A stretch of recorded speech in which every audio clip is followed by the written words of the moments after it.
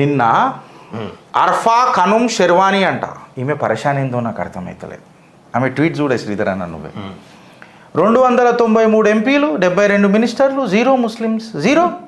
This is how the largest democracy of the world excludes it's Muslims by design. వామ్మో, ఓరయ్యో, ఓలమ్ము, గింతగానం secularism వేడికని పుట్టుకొచ్చింది sherwani.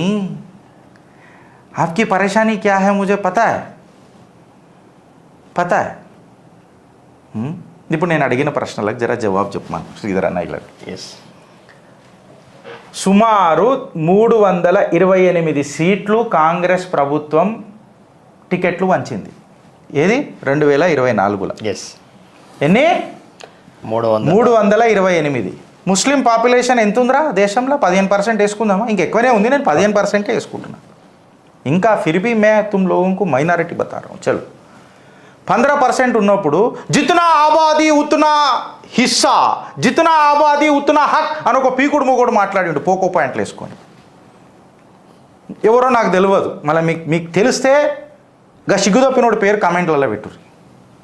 కితనా ఆబాదీ ఉతనా Haq అని మాట్లాడి నోట్లలో ఉంచుతారా ఈ ముస్లింలను అడుగుతున్నా షెర్వానీ నిన్ను. మళ్ళీ 15% ఉన్న ముస్లింలకు వేరే మినిమం 50 సీట్లు అయితే రావాలి కదా శ్రీధర్ అన్న. మళ్ళీ ఎన్ని సీట్లు ఇచ్చారు రాబాయ్ మీరు? ఎన్ని సీట్లు ఇచ్చిర్రు అని అడుగుతున్నా ముస్లింలకు, లెక్క చెప్పుర్రి. మళ్ళీ తృణమూల్ కాంగ్రెస్ పేరు తీస్తే ఒక దేవుడి పేరు, పేరు తీస్తే ఒక దేవుడి పేరు, జై శ్రీరామ్ అంటే ఆమె కంపరం లేస్తుంది పైలకే. మళ్ళీ ఆమె ఎన్ని సీట్లు ఇచ్చింది? 2019లో ఎన్ని సీట్లు ఇచ్చింది? 2024 ఎన్ని సీట్లు ఇచ్చింది? అట్లనే కాంగ్రెస్ 2019లో ఎన్ని సీట్లు ఇచ్చింది ముస్లింలకు, 2024లో ఎన్ని ఇచ్చింది? సమాజ్వాదీ పార్టీ 2019లో సుమారు 9 సీట్లు ఇచ్చిందనా? 9 సీట్లు ఇచ్చింది. 2024లో 4 సీట్లు ఇచ్చింది. అరే మిమ్మల్ని అడుగుతున్నా నేను ముస్లింలని, ఇలా మీకే డైరెక్ట్ క్వశ్చన్ వేస్తున్నా. కబ్ తక్ ఆప్కి సెకండ్ గ్రేడెడ్కి జిందగీ ఈ ఇండియా అలయన్స్తో బతుకుతారని అంటున్నా. అపీస్మెంట్తో బతుకుతారని అంటున్నా. సబ్కా సాత్ సబ్కా వికాస్ అని చెప్పి మీకు మోతబరిచ్చిన పార్టీలు ఉన్నాయి మన భారతదేశంలో. వీళ్ళు, నేను ఇంకో క్వశ్చన్ అడుగుతా శ్రీధర్ అన్న, వీళ్ళని జిగర్ల దమ్ముంటే నాకు దీని మీద ఆన్సర్ ఇవ్వరు. ఇప్పుడు నేను ఫస్ట్ ఒకటి అడిగేసిన, సెకండ్ ఒకటి అడుగుతున్నా. ఈసారి ఇఫ్తియార్ పార్టీలు మనకేమన్నా కనబడ్డాయా? లక్నో టోపీ పెట్టుకొని అవి పెట్టుకొని ఇఫ్తియార్ పార్టీలు కాంగ్రెస్ ఎందుకు చేయలే?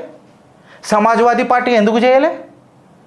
ఎందుకు కనబడలే ఇఫ్తియార్ పార్టీలు? నాకు చూపెట్టరు జరా, కమెంట్ రూపంలోనే ఫోటోలు పెట్టుర్రి. నిజంగా నేను కూడా కరెక్షన్ చేస్తా, క్షమాపణ చెప్తా. నాకైతే కనబడలే, కనబడ్డా ఇంటెన్సిటీలో మాత్రం లేవు. అరే మీ ఓటు ఎక్కడ పోదని చెప్పి ఇండియా అలయన్స్కి తెలుసు. మీరు బంచన్ బతుకులు, మీ జిందగీ తెలుసు. అరే ఇంకొకటి ఇలా అర్థమైతే లేదు శ్రీధర్ అన్న, బై ఛాన్సు ఆ పార్టీలకేని ఈ పార్టీలకి ఎవడన్నా హిందూ వచ్చినప్పుడు ఇండియా అలయన్స్లో మేము ముస్లింలకు టికెట్లు ఇస్తామని చెప్తే ఆడు వస్తాడా? వచ్చేటోడు కూడా రాడు. అంటే వీళ్ళకి అర్థమైంది ఏంది తెలుసా? క్లియర్ కట్గా చెప్తున్నా, వీళ్ళు మనకే ఓటేస్తారు ఈ బాంఛన్ బతుకులు. అయితే నేను ఒకటే క్వశ్చన్ అడుగుతున్నా, ఈ షెర్వానీని అడుగుతున్నా, అర్ఫా ఖనుమ్ షెర్వానీని అడుగుతున్నా. మైనారిటీ అని మాట్లాడతారు కదా, ఇవాళ మైనారిటీలకు ఇజ్జత్ ఇచ్చిన పార్టీ ఏదైనా ఉన్నది అని అంటే అది భారతీయ జనతా పార్టీ. మైనారిటీలు అంటే ముస్లింలు కాదు, సిక్కులు, బుద్ధిస్టులు, జైన్లు, పార్సీలు, వీళ్ళు కూడా మైనారిటీలే. మైనారిటీ కా ठेकेदारी ముస్లిం नहीं, మైనారిటీలలో మెజారిటీ ముస్లింలు. మోతబరి చలాంచకుర్రి. ఫస్ట్ మీకు సిగ్గు శరం ఉంటే, మీకు పౌరుషం ఉంటే, మీకు జిగర్ల దమ్ముంటే, నేను ముస్లింలను అడుగుతున్నా, ఫస్ట్ సీట్లు ఎందుకు తప్పించిర్రా మాకు అని చెప్పి లొల్లి పెట్టుర్రి. అరే మహారాష్ట్రలోనైతే లొల్లి అయింది కదా నిన్నగాక మొన్న, ఒక సీట్ ఇచ్చిండ్రా మహారాష్ట్రలో ముస్లింకి. అయితే ఇంకొక కాన్సెప్ట్ అన్న, ఈ మధ్య దేశంలో ఏం నడుస్తుందంటే, మీరు మైనారిటీలుగా ఉండండి, మీరు పేదోళ్ళుగానే ఉండండి, మాకు రిజర్వేషన్లు ఇవ్వండి. వాళ్ళు పేదోళ్ళు ఏడైతారు శ్రీధర్ అన్న, నేను విభేదిస్తా, షోలకే వెళ్ళిపోతాను. వాళ్ళు ఒకప్పుడు ఏగినరాళ్ళు. నేను అదే గంగా జమున తహజీబ్ డైబరుద్దీన్ మాట్లాడతాడు, ఆమ్ జైలే క్యా జైలే, జాయిల్ జైలే, బైగన్ కా కపడా జైలే, క్యా జైలే.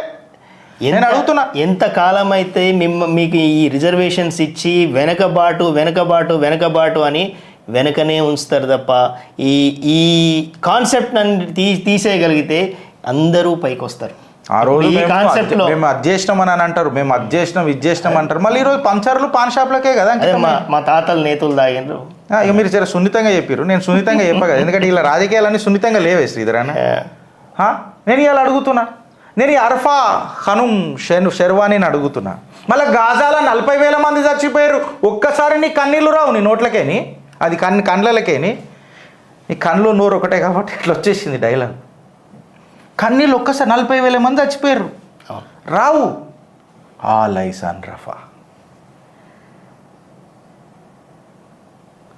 సిగ్గు బతుకులు, సిగ్గు శరం లేని బతుకులు మీవైతున్నాయి, మీరు అర్థం చేసుకోండి.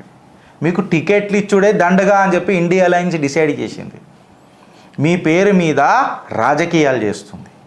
నేను మాట్లాడిన మాటలు తప్పైతే నేను బేషరతున హైదరాబాద్ నడిబొడ్డున నిలబడి క్షమాపణ చెప్తా, లేకపోతే తలకాయలు మీరేడ పెట్టుకుంటారు. దిందహాడే నేను ఛాలెంజ్ చేస్తున్నా, మళ్ళా చిత్రగుప్తలు చేయండి. నేను డిబేట్కి రెడీ.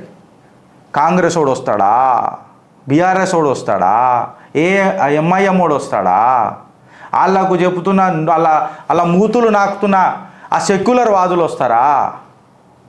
ఓడోడికి ఎంతెంత జిగర్ల దమ్ముంది రండి, మళ్ళీ ఇదే డేటా మీద మాట్లాడతాం. ప్రపంచమంతా ఒక దిక్కుపోతుంటే వీళ్ళు ప్రపంచాన్ని వెనక్కి లాగుతున్నారు. ఉగ్రవాదం. మీకు టికెటే దండుగా అనుకున్న వాళ్ళతో సంఖ నాకుతా అంటారు. ఏంద్రాబాయ్ నాకు అర్థం కాదు, కానీ మీరు పెద్ద పెద్ద మాటలు మాట్లాడతారు మళ్ళీ.